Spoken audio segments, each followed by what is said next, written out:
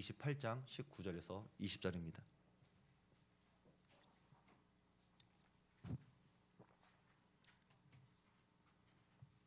그러므로 너희는 가서 모든 민족을 제자로 삼아 아버지와 아들과 성령의 이름으로 세례를 베풀고 내가 너희에게 분부한 모든 것을 가르쳐 지키게 하라. 볼지어다 내가 세상 끝날까지 너희와 항상 함께 있으리라 하시니라. 아멘. 먼저 오늘 말씀을 나누기 전에 마태복음 23장 23절에 있는 말씀 먼저 한 구절을 먼저 말씀을 봉독하고 말씀을 시작하겠습니다.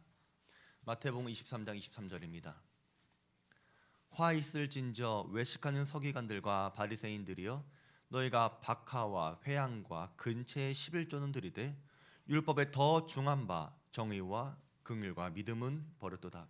그러나 이것도 행하고 저것도 버리지 말아야 할지니라. 성경의 11조는 창세기 14장에서부터 아브라함이 전쟁의 전리품 중에서 10분의 1을 멜기세덱 제사장에게 드리는 것부터 시작하고 있습니다. 히브리서에 의하면 이 제사장은 그리스도의 표상입니다. 그리고 이 사건 이후에 아브라함에게 하나님이 나타나시고 그 유명한 아브라함의 믿음 사건이 등장합니다. 15장 1절에 있는 말씀 보면 이후에 라고 말한 것은 바로 멜기세덱에게 11조를 드리고 난 그 이유를 말합니다. 여호와의 말씀이 환상 중에 아브라함에게 임하여 이르시되 아브라함아 두려워하지 말라. 나는 내 방패요 너의 지극히 큰 상급이니라. 사도 바울은 로마서 4장에서 믿음으로 의로워지는 것에 대해서 바로 이 사건을 예로 들고 있습니다. 성경이 무엇을 말하느냐? 아브라함이 하나님을 믿음에 그것이 그에게 의로 여겨진 바 되었느니라. 일하는 자에게는 그 삭시 은혜로 여겨지지 아니하고 보수로 여겨지거니와 이를 아니할지라도 경건하지 아니한 자를 의롭게 하시는 이를 믿는 자에게는 그의 믿음을 의로 여기시나니. 오늘날 11조에 대해서 거부하는 사람들은 11조를 또 다른 종교세, 이중과세라고 주장을 합니다. 그러나 11조는 종교세가 아니라 주권이 하나님께 있음을 강조하는 것입니다. 또 우리가 오늘 읽은 이 말씀처럼 11조는 믿음으로 의롭다함을 얻는다라고 하는 것에 대한 하나의 증거가 되기도 하고 또한 하나님의 복을 받는 터닝 포인트가 됩니다. 또 11조는 구약에서만 적용되어야 된다라고 주장하는 사람들이 있는데 예수님 당시에도 11조를 강조하지 않았던 것은 이미 이스라엘 사람 모두가 11조를 드리고 있었기 때문에 굳이 가르치지 않아도 되었던 것입니다. 그러나 예수님은 저들의 11조가 잘못된 방법과 오해로 드리고 있었기 때문에 오늘 마태복음 23장 23절에 있는 말씀을 하신 것입니다. 당시의 종교 지도자들은 무조건 화려하고 많이 드리면 된다 그렇게 생각했습니다. 그러나 예수님이 본 종교 지도자들의 11조는 외식하는 11조였습니다. 11조의 정신은 하나님의 주권을 인정하는 것과 동시에 정의와 자비와 믿음입니다. 그렇기 때문에 11조를 드리는 그리스도인들에게는 저들의 삶 속에 정의와 긍휼과 믿음의 모습이 나타나야 하는 것입니다. 예수님께서 이것도 행하라고 말씀하신 것은 박하와 회향과 근체의 11조가 잘못된 것이 아니라 이것도 행하고 저것 정의와 긍휼과 믿음도 버리지 말아야 한다라고 가르쳐 주신 것입니다. 우리는 박하와 회향과 근체의 11조도 드리지만 정의와 긍휼과 믿음의 삶도 살아야 하는 것입니다. 저는 오늘 11조에 대해서 말씀을 드리고 싶은 것은 아닙니다. 제가 오늘 말씀을 드리고 싶은 것은 우리가 그리스도인으로서 이것은 행하고 있지만 저것은 잊고 있는 것은 없는가, 그것을 생각해 볼 필요가 있다는 것입니다. 지난 FMB 선교 포럼을 다녀오면서 개인적으로 참으로 많은 도전과 은혜가 있었습니다. 우리 침례교회는 760여 명의 선교사님들이 150여 개의 교회에서 파송을 받아서 64개의 나라에서 사역을 하고 계십니다. 독신으로 사역을 하고 계신 분도 계시고 가정으로 섬기시는 분도 계십니다. 우리 교회에서 협력 선교사로 계시는 우리 이금주 선교사님은 우리 침례교회에서 1호 여성 선교사님이십니다.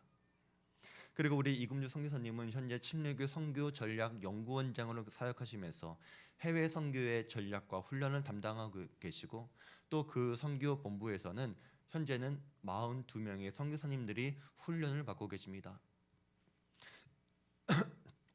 침례교 해외 선교부에서는 선교의 사명, 사역의 경험, 훈련이나 대인관계나 정서적인 안정, 성경의 지식과 교육의 수준과 가정의 배경 등을 여러 가지로 다각도로 검토해서 선교사님들을 허입하고 훈련시키고 있습니다. 가장 기본이 되는 언어 훈련과 타 문화권과의 문화의 차이, 이런 민감성까지도 철저하게 훈련된 우리 선교사님들은 이제 하나님의 나라를 위해서, 파송될 나라를 위해 기도하며 때를 기다리고 계십니다. 그런데 제가 안타깝게 여겼던 부분이 선교사님들에 대한 돌봄이 부족하다는 이야기에 가슴이 너무나 아팠습니다. 우리가 기억하고 있는 2007년에 아프가니스탄에서 발생한 피랍 사건 이후에 한국 사회에서 선교를 바라보는 시선이나 불신도 그렇고, 그 이후에도 사역 현장의 위기 상황에서 대응하는 것이 매우 중요하게 되었습니다. 지금도 코로나 팬데믹 상황에서 국내로 급히 귀국해야 하는 선교사님도 계시고, 아무런 치료도 받지 못한 채 위급한 상황에서도 사역을 지속할 수밖에 없는 선교사님도 계십니다.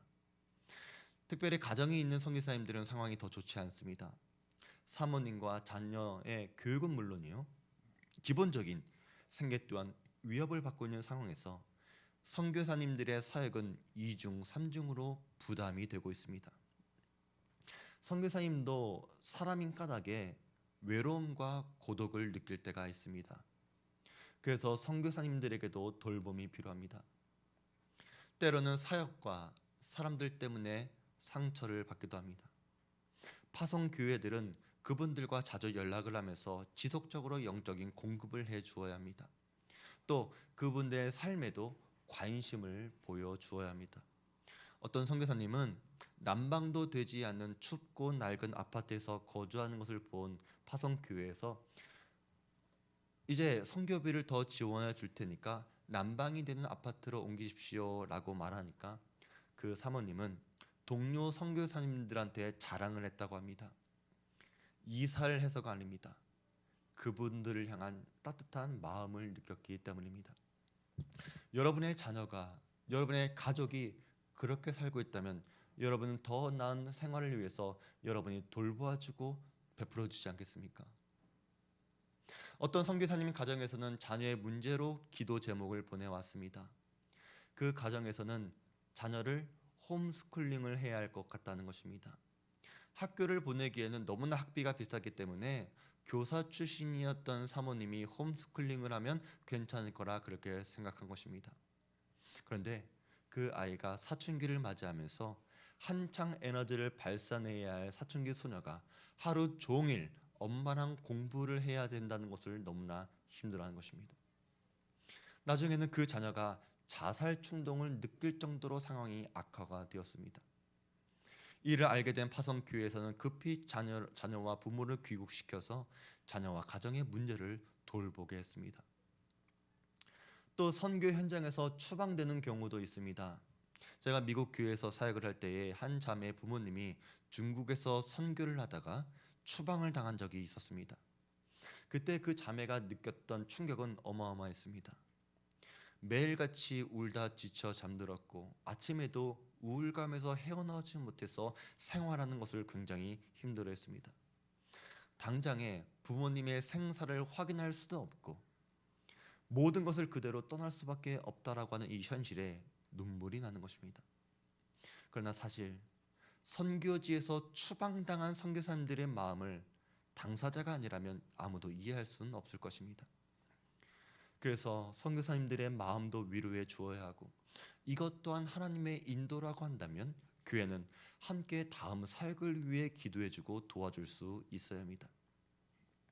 또 선교사님들의 평균 연령이 고령화되고 있다는 것도 선교의 어려움이 되고 있습니다. 현재 평균 연령이 50대에서 60대인데 이분들의 활약 때문에 세계 곳곳에 교회가 세워지고 영혼들이 주께 돌아오는 엄청난 역사가 일어나고 있는데 현장에서 이어갈 수 있는 젊은 선교사들이 적어지고 있다는 것입니다. 다음 세대의 헌신자들이 줄어들고 있다는 것은 신학교뿐만이 아니라 선교지도 전 세계적인 추세인 것입니다. 선교사님들이 고령화가 되고 있다는 것은 10년 안에 은퇴하는 선교사님들이 많아진다는 것인데 그분들은 은퇴 이후의 삶을 준비할 수 없기 때문에 이 부분에 대해서도 고민이 많아지는 것입니다. 선교사님들이 안식년을 맞이해서 한국에 들어왔는데 그분들이 머물 곳이 없습니다. 4인 가족이 커다란 트렁크 2개를 끌면서 여러 친척집을 떠돌아다닙니다. 우리들은 선교사님들이 안식년에 귀국했을 때 오히려 안식을 얻지 못하고 더 힘들어하는 일들은 헤아리기 어려울 것입니다. 그래서 몇몇 대형 교회들이 전세로 안식관을 준비해 둔 곳이 있지만 이곳에 머물려고 하는 대기 선교사님들이 줄을 서 있다고 합니다. 저희 가정도 생각해 보면 참 여러 번 이사했습니다. 그런데 우리 부모들이야 헌신하고 각오를 했기 때문에 그렇다 쳐도 어린 아이들은 자주 환경이 변하는 것에 적응하는 것과 또 우리가 정착해 머무를 곳이 없다라고 하는 이런 불안정한 환경에서 아이들도 가정도 지치고 극도의 불안감과 안정성을 잃게 되는 것을 자주 보게 됩니다. 저는 진짜 우리 교회가 멋있게 건축하는 교회를 넘어서 그분들을 품어줄 수 있는 교회가 되길 원합니다. 교회 안에 게스트룸 정도를 만드는 것이 아니라 이 성교에 헌신하는 성도들이 더 많아져서 오랫동안 그분들이 마음 편하게 쉴 수 있는 안식관들이 많아졌으면 하는 그 마음이 간절합니다. 우리가 해야 하는 땅 끝까지의 사명을 그분들이 대신하는 것이기 때문에 그분들의 일을 우리의 일처럼 생각해야 합니다. 그런데 이런 문제들이 발생하는 이유가 무엇일까를 곰곰이 생각하다가 한 가지를 발견하게 되었습니다. 대부분의 선교사님들이 어려운 것은 동일한 것이지만 특히 743명의 선교사님들 중에서 여전히 150명의 선교사님들이 파송교회가 없이 선교를 담당하고 있는 것입니다. 저는 이 부분에 대해서 굉장히 의아하게 생각했습니다. 저는 교회와 성도들은 아무리 힘들고 어려워도 선교사님을 파송하는 것을 자랑스럽게 생각할 거라고 전 그렇게 생각했습니다. 그래서 당연히 모든 선교사님들이 파송교회가 있는 것은 아닌가 그렇게 생각했는데 없다는 이야기를 듣고 적지 않이 놀란 것입니다. 우리가 개교회 입장에서 생각해 보면 우리 교회에서 나고 자란 교회 출신의 헌신자들이 선교에 헌신을 한다. 그러면 우리는 적극적으로 이 부분에 대해서 도와줄 수 있을 것입니다. 그러나 여러 가지 한계가 있기 때문에 다른 교회나 다른 교단의 출신 선교사님들까지는 우리가 도와줄 여력은 부족한 것입니다. 그런 강의를 들으면서 제가 노트에 출신이라고 하는 단어를 쓰고 충격을 받았습니다. 언제부터 교회들이 출신을 따지기 시작했지? 라고 하는 생각이 드는 것입니다. 말씀드린 것처럼 본 교회에서 성장하고 훈련한 사람을 교회가 책임지겠다라고 하는 결단과 목적은 너무나 훌륭한 일이지만 우리도 모르게 출신을 따지면서 도움이 필요한 선교사님들을 소홀히 한 것은 없는가? 내 책임이 아니라고 생각하진 않았는가? 그러한 생각이 드는 것입니다. 그러면서 하나님께서는 로마서에 있는 말씀을 생각나게 하셨습니다. 유대인이나 헬라인이나 차별이 없음이라. 한 분이신 주께서 모든 사람의 주가 되사 그를 부르는 모든 사람에게 부요하시도다. 맞다.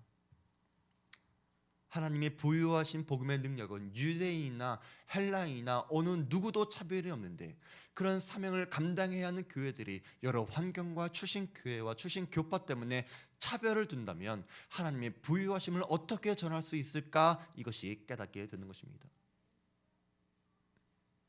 분명 우리 교회에서 나고 자란 분들을 지원하는 것은 마땅한 일이지만, 우리가 더 큰 목적인 하나님의 나라와 복음을 위해서라면 언제든지 힘이 닿는 한 최선을 다해 섬기고 지원해 드리는 것이, 아까 예수님께서 말씀하신 것처럼 이것도 행하고 저것도 버리면 안 되는 것이구나를 깨닫게 되는 것입니다. 이런 깨달음을 얻게 되니까 가슴이 뛰기 시작했습니다. 그동안 저는 참 마음이 무거웠습니다. 지금까지 우리 교회에서 목회자나 선교사님들이 많이 배출되면 좋겠다, 그렇게 생각을 했는데, 왜냐하면 또 그렇게 되어야지만 우리 교회가 살아있고 또 잘 양육하고 잘 훈련된 교회라 그렇게 칭찬받을 줄 알았습니다. 그런데 그렇게 되지 못하니까 참 한쪽에서는 마음이 무거웠는데, 하나님의 차별 없는 사랑을 이와 같은 방법으로 우리가 실천할 수 있는 길이 있구나를 깨닫게 되니까 가슴이 뛰기 시작하는 것입니다. 사실 많은 교회들이 전적으로 선교에 헌신할 수 없는 이유는 분명히 있습니다. 다른 교회들도 여러 장애물과 과업이 있듯이 우리 교회도 현재 직면한 최우선의 과제라고 한다면 아마도 건축의 문제일 것입니다.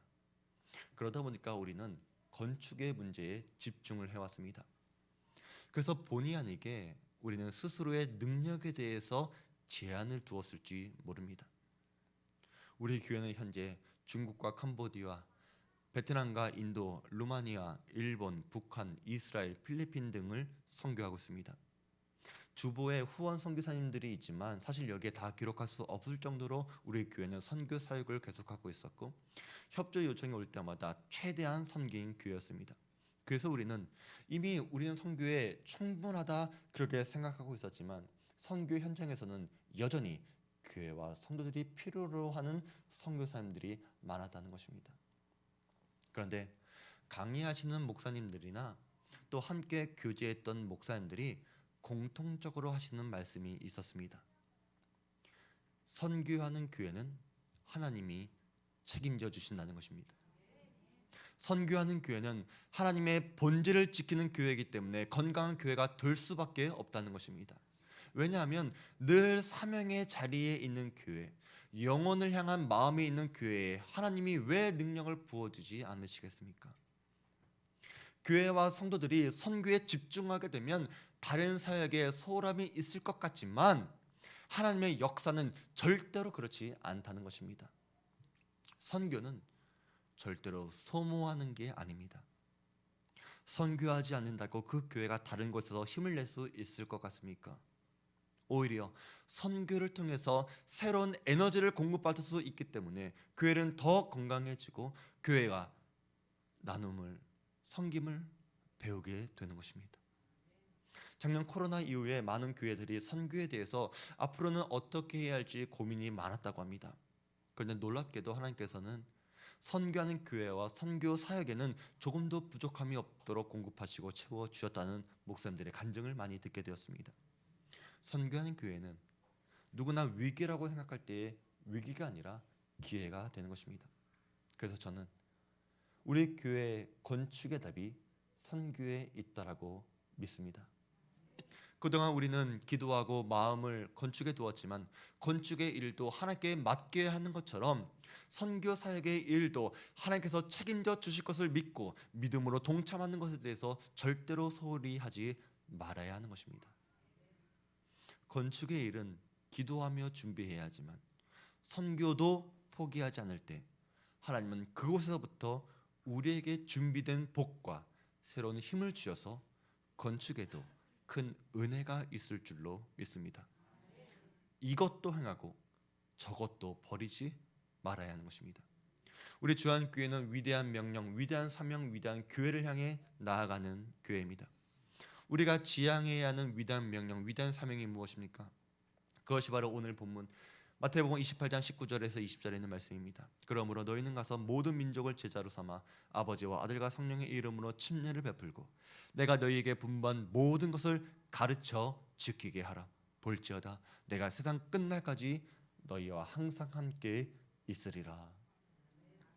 이 구절은 모든 그리스도인들이 지켜야 하는 가장 위대한 사명입니다. 그런데 우리가 여러 가지 삶의 문제와 교회의 형편 때문에 이 사명을 잊고 산다면 이것은 예수님께서 말씀하셨던 정의와 긍휼과 믿음을 잊고 사는 것입니다. 그렇기 때문에 우리 교회는 다시 선교를 향해 뛰어야 합니다. 아직도 복음을 필요로 하는 사람들이 있습니다. 우리는 복음에 비친 사람들입니다. 우리가 주안교회에서 사랑을 경험하고 은혜를 받고 있다면 누군가 우리에게 복음을 전해 주었기 때문입니다. 또 여러분이 우리 주안교회를 통해서 복을 받는 이유도 여기에 있습니다. 여러분이 은혜를 받은 사람이라면 감사의 삶을 살아야 되는데 이 감사의 삶은 사랑을 나누어 주는 삶입니다. 우리는 예수님의 사랑을 전해야 합니다. 사도 바울은 보내심을 받지 아니하였으면 어찌 전파하리요. 기록된 바 아름답도다 좋은 소식을 전하는 자들의 발이여 함과 같으니라 라고 말합니다. 좋은 기쁜 소식을 전하는 사람들의 발은 아름답습니다. 저는 우리 주안교회 모든 성도들의 발자취가 아름답기를 원합니다. 특별히 여러분이 있는 그곳에서부터 아름다운 향기를 전하시기를 바랍니다. 오직 성령이 너희에게 임하시면 너희가 권능을 받고 예루살렘과 온 유대와 사마리아와 땅 끝까지 이르러 내 증인이 되리라 하시니라. 이 말씀에는 선교의 단계가 있습니다. 여러분에게 성령이 임하게 되면 여러분은 권능을 받게 될 것입니다. 여러분이 성령을 받게 되면 여러분은 증인된 삶을 살아가게 될 것입니다. 먼저는 예루살렘부터 시작합니다. 우리 교회와 성도들은 하나님의 성령의 능력으로 바로 이곳 옥년동에서부터 증인된 삶을 살아야 합니다. 그리고 온 유대와 사마리아, 우리 인천과 한국의 위대한 교회와 성도의 삶을 살아야 합니다. 땅 끝까지 나가야 하는 그리스도의 증인들이 땅 끝으로 나갈 수 없다면 땅 끝으로 향하고 있는 복음 전도자들을 지지하고 응원하고 격려하며 그들에게 힘을 실어 주어야 합니다. 그렇기 때문에 우리는 이 일부터 기도해야 합니다. 교회 건축의 길은 절대로 쉽지는 않습니다. 성경은 분명히 성전과 예배를 가장 신앙생활의 중심에 두고 있습니다. 구약에서 포로된 자들이 귀환했을 때 그들이 가장 먼저 회복해야 할 것은 성전과 예배였습니다. 그래서 우리 또한 우리들의 신앙과 우리들의 가정과 우리들의 모든 것이 회복되기 위해 다시 성전을 건축해야 하고 우리는 예배를 향해 회복해야 합니다. 그러나 우리는 이 성전 건축이 절대로 우리 신앙생의 최종 목표가 아니라는 것을 다시 한번 깨달아야 합니다. 그것은 시작입니다. 그리고 우리는 지금부터 최종적인 목표를 향해 달려가야 합니다. 우리가 왜 선교를 해야 합니까? 그곳에 예배가 없기 때문입니다. 우리는 온 나라와 족속과 백성과 방언에서 어린 양 예수 그리스도를 찬양하는 그 날까지 전도와 선교는 계속되어야 합니다. 여러분 꼭 기억하시길 바랍니다. 이것도 행하고 저것도 버리지 말아야 합니다. 여러분이 지금까지 잘 해오신 것이 있다면 그것을 멈출 필요는 없습니다. 그것은 계속 이어가시기를 바랍니다. 그러나 여러분이 혹시 잊고 있는 것이 있었다면 오늘부터 다시 시작하시길 바랍니다. 차별이 없는 하나님의 사랑을 필요로 하는 많은 선교사님들이 계십니다. 우리 교회가 모든 선교사님들을 감당할 수는 없지만 우리는 더 많은 선교사님들을 품을 수 있는 교회가 되어야 합니다. 이렇게 선교적인 마인드를 회복하는 우리 주안교회 성도들이 되시길 바랍니다. 앞으로는 목장에서도 예배의 기도 시간에서도 선교사님들을 위한 기도를 해주시고 선교에 헌신과 결단을 하는 우리 성도들이 더 많게 되기를 주의 이름으로 축원드립니다. 우리의 말씀 기억하면서 우리 다 같이 찬양하겠습니다.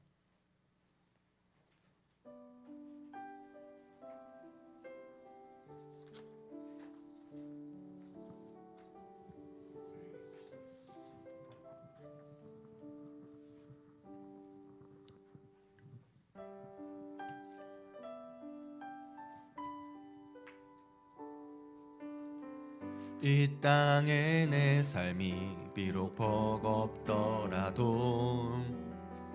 주님의 선하심 나 믿으며 가리. 이 작은 작동에 주가 이뤄가시니 감사로 사는 삶 나 살기 원하네. 내 삶의 시간 속에 주 일하시네. 내 모든 여정 속에 함께 하시네.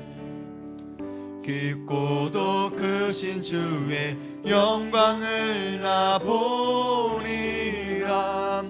위대하신 주 나는 주님께 속한 자 되어 주의 나라 위에 전심으로 살리라. 주의 마음에 합한 자 되어 맡기신 소명 이루. 나는 주님께